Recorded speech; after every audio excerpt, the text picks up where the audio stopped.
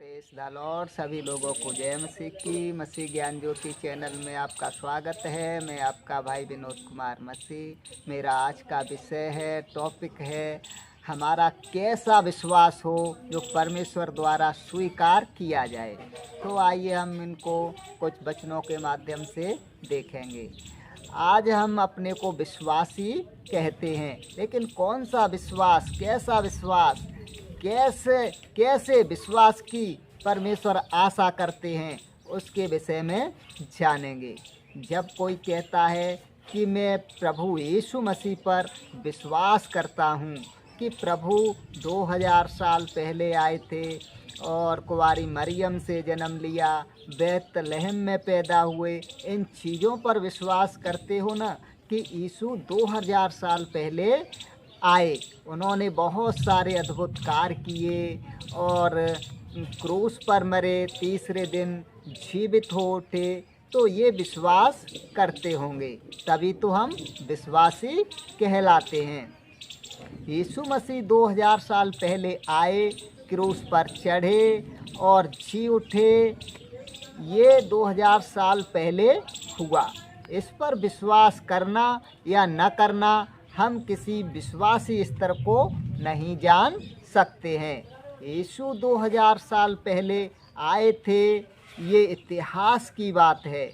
ये घटना 2000 साल पहले हुई, ये घटना 2000 साल पहले हुई, ये इतिहास बन चुकी है। इस घटना के ऊपर हम विश्वास करें कि प्रभु यीशु 2000 साल पहले आए थे, तो इससे हम यह नहीं कह सकते कि हम विश्वासी हैं या मसीह हैं।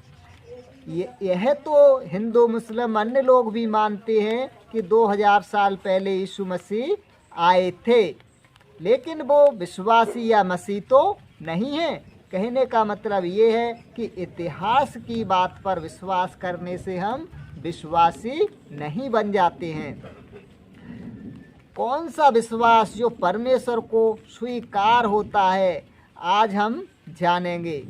जब हम विश्वास के बारे में बात करते हैं तो एक व्यक्ति है जो हमेशा याद आता है, वो है इब्राहिम। इब्राहिम को विश्वास का पिता क्यों कहा जाता है? उस समय और भी लोग तो विश्वास करते होंगे, लेकिन परमेश्वर ने इब्राहिम के ही विश्वास की क्यों सराहना की, क्यों प्रशंसा की, क्यों तारीफ की? हम उत्पत्ति में देखेंगे, उत्पत्ति 12 का 1 से आगे पढ़ेंगे। तब यहोवा ने अब्राम से कहा, अपने देश, अपने कुटुंबियों तथा अपने पिता के घर से उस देश को चला जा जो मैं तुझे दिखाऊंगा। तो परमेश्वर ने इब्राहिम से क्या कहा? अपने देश, अपने कुटुंबियों तथा अपने पिता के घर से उस देश को चला जा जो मैं तुझे दिखाऊंगा। दूसरी आयत में लिखा, मैं तुझे एक बड़ी जाति बनाऊंगा और मैं तुझे आशीष दूंगा, मैं तेरा नाम महान करूंगा, इसलिए तू आशीष का कारण होगा। चौथी आयत में लिखा, यहोवा के इस वचन के अनुसार अब्राम चल पड़ा। यानी कि जो परमेश्वर ने अब्राहम से कहा उसके अनुसार अब्राम चल पड़ा, यानी कि परमेश्वर की आज्ञा का पालन किया। तो इन वचनों ये पढ़ते हैं, ये देखते हैं कि परमेश्वर ने अब्राम से कहा, अपने देश, अपने कुटुंबियों तथा अपने पिता के घर से उस देश को चला जा जो मैं तुझे दिखाऊंगा। यहाँ हम देखते हैं कि अब्राम कैसा व्यक्ति था। उसके पास परिवार था, संपत्ति थी, लेकिन परमेश्वर ने अचानक क्या कहा? अपना देश, घर, परिवार, संपत्ति को छोड़कर जा। क्या आप और हम इब्राहिम की जगह होते तो क्या करते? क्या देश, घर, परिवार छोड़कर जा पाते? शायद नहीं। दूसरी आयत में परमेश्वर ने कहा, इब्राहिम से कहा, मैं तुझे एक बड़ी जाति बनाऊंगा और तुझे आशीष दूंगा। इब्राहिम ने परमेश्वर के वचन पर विश्वास करके कार्य में बदल दिया। यानी वो चौथी आयत में वो परमेश्वर के वचन पर विश्वास करके चल देता है, जिससे मालूम भी नहीं कहाँ जाना, यानी अनजान देश को चल देता है। आइए हम और एक और वचन से देखते हैं, इब्रानियों 11 का 8। विश्वास से ही जब इब्राहिम बुलाया गया तो आज्ञा मानकर ऐसे स्थान को चला गया जो उसे उत्तराधिकार में मिलने वाला था। वह नहीं जानता था कि मैं कहाँ जा रहा हूँ, फिर भी चला गया। किससे? विश्वास से ही जब इब्राहिम बुलाया गया तो आज्ञा मानकर ऐसे स्थान पर चला, ऐसे स्थान को चला गया जो उसे उत्तराधिकार में मिलने वाला था। तो ऐसा हमारा विश्वास होना चाहिए, इब्राहिम जैसा विश्वास होना चाहिए। परमेश्वर ने जो कहा और उसको मानकर वैसा ही चल दिया। तो इब्राहिम ने परमेश्वर के वचन पर, वादा पर विश्वास किया। जो परमेश्वर ने कहा है वो होगा, और उसके अनुसार कार्य किया और वो अनजान देश को चला गया। उत्पत्ति 15 के 4 और 5 में हम पढ़ेंगे, तब देखो यहोवा का वचन उसके पास पहुंचा, यह मनुष्य तेरा उत्तराधिकारी नहीं होगा, परंतु जो तुझसे उत्पन्न होगा वही तेरा उत्तराधिकारी होगा। और बाहर ले जाकर परमेश्वर ने इब्राहिम से कहा, अब आकाश की ओर देख और यदि गिन सके तो तारों को गिन। फिर उसने कहा, तेरा वंश ऐसा ही होगा। यहाँ फिर परमेश्वर वादा कर रहे हैं कि तेरे इतना वंश होगा कि जितने तारे हैं। तो किसने कहा मैं तुझे बच्चा दूंगा? परमेश्वर ने कहा। इब्राहिम को नहीं पता बच्चा कैसे होगा, लेकिन उसका विश्वास परमेश्वर पर था कि जो परमेश्वर ने बोला है तो वो होगा।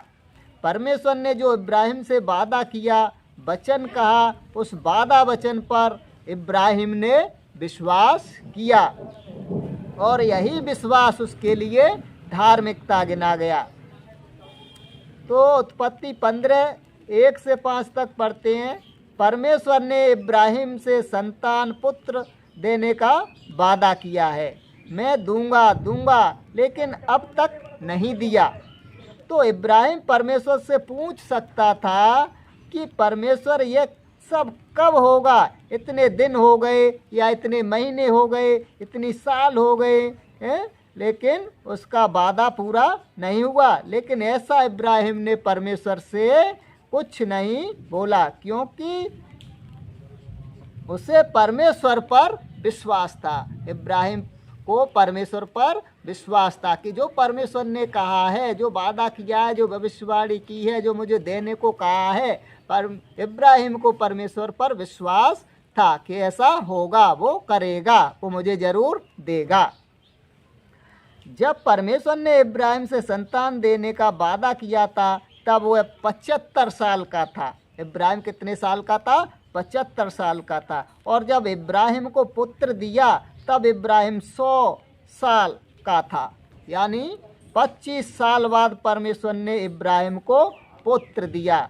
इतने 25 साल इब्राहिम ने परमेश्वर पर विश्वास बनाए रखा। आज हम क्या है, जो परमेश्वर से कुछ प्रार्थना में मांगते हैं, कुछ हफ्ते या कुछ महीने जवाब ना आए तो हम सोचते हैं कि परमेश्वर हमारी प्रार्थना को नहीं सुन रहा है, और क्या करते हैं कि हमारा विश्वास भी डगमगाने लगता है। लेकिन इब्राहिम ने 25 साल इंतजार करना पड़ा।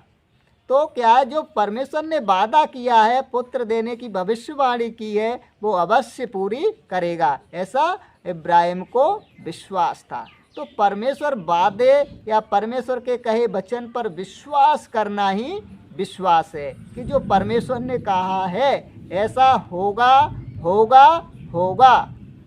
इब्राहिम 25 साल बड़े धैर्य से परमेश्वर के विश्वास में बना रहा। जो इब्राहिम था 25 साल तक बड़े धैर्य से परमेश्वर के विश्वास में बना रहा था। आज 25 साल के या 25 महीने भी धैर्य से नहीं रुक पाते हैं। कोई भी समस्या हो या कोई भी बात हो तो धैर्य नहीं है।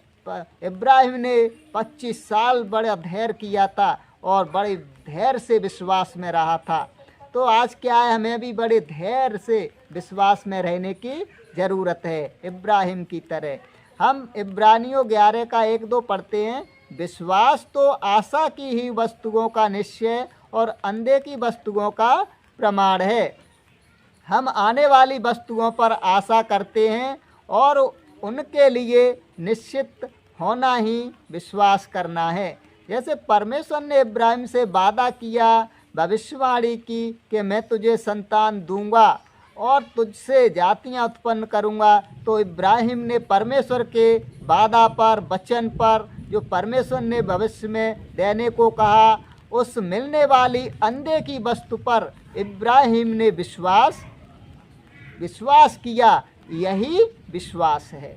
उत्पत्ति 22 का 2-3 हम पढ़ते हैं। उसमें लिखा है, और उसने कहा अपने पुत्र, हाँ अपने इकलौते पुत्र इसहाक को, जिससे तू प्रेम करता है, साथ लेकर मोरिया देश को जा। वहाँ एक पहाड़ पर, जिसे मैं तुझे बताऊंगा, उसे होम बलि करके चढ़ाना। पहले तो परमेश्वर ने 25 साल में इब्राहिम को एक पुत्र दिया। अब क्या परमेश्वर कहते हैं इब्राहिम से कि उसने कहा अपने पुत्र, हाँ अपने इकलौते पुत्र इसहाक को, जिससे तू प्रेम करता है, साथ लेकर मोरिया देश को जा। वहाँ एक पहाड़ पर, जिसे मैं तुझे बताऊंगा, उसे होम बलि करके चढ़ा। परमेश्वर ने एक पुत्र दिया 25 साल में, उसको भी कह रहा कि उसको पर्वत पर होम बलि चढ़ा।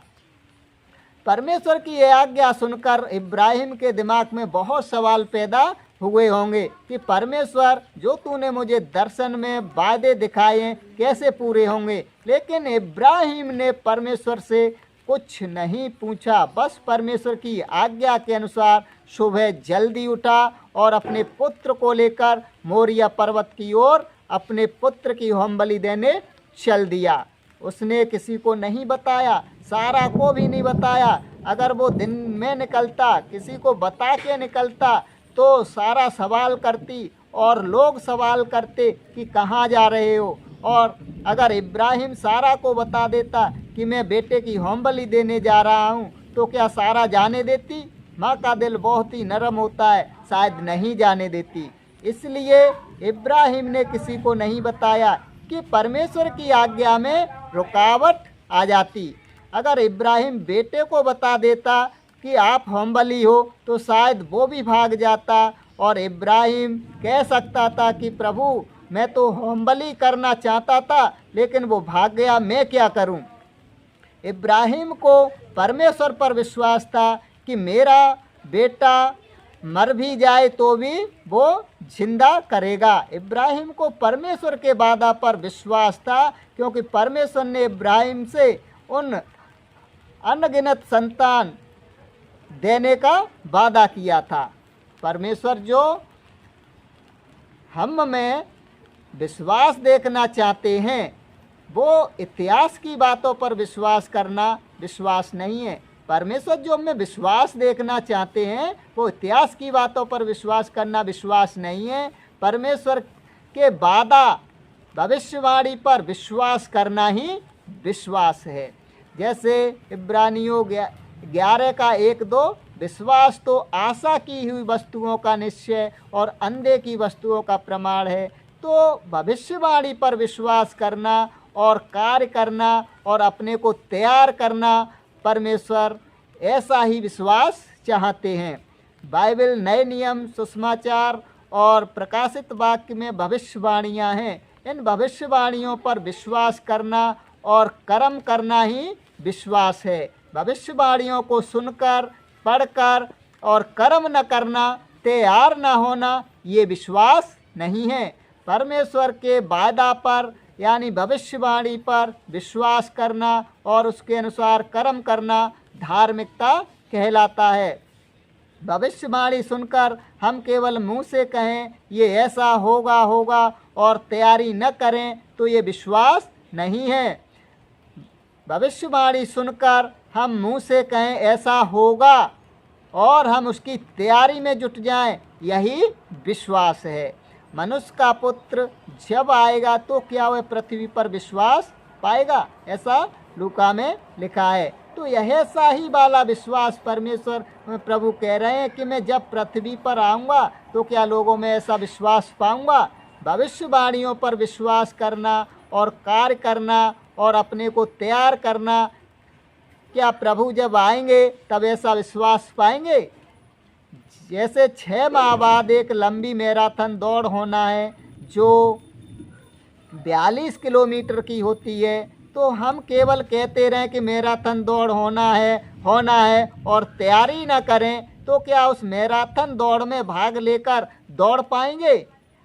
शायद नहीं। लेकिन जो मैराथन दौड़ होना है उसकी सुनकर और जो तैयारी करने लगता है वह 6 महीने में अपने को लंबी दौड़ दौड़ने के लिए फिट बना लेगा। तो जो लोग भविष्यवाणियों को सुनकर और तैयारी करना शुरू करते हैं तो यही विश्वास करना है और अपने को फिट बना लेना है। तो मेरे बहनों भाइयों, मेरा आज का यही संदेश था। मैं आज का संदेश यहीं समाप्त करता हूँ। वीडियो अच्छी लगे तो लाइक करना, चैनल को सब्सक्राइब करना और बेल आइकन दबाना न भूलना, जिससे अगली वीडियो की नोटिफिकेशन आपके पास पहुंचती रहे। मैं आज आप लोगों से विदा लेता हूं। मिलते हैं अगली वीडियो में। तब तक के लिए सभी लोगों को जय मसीह की।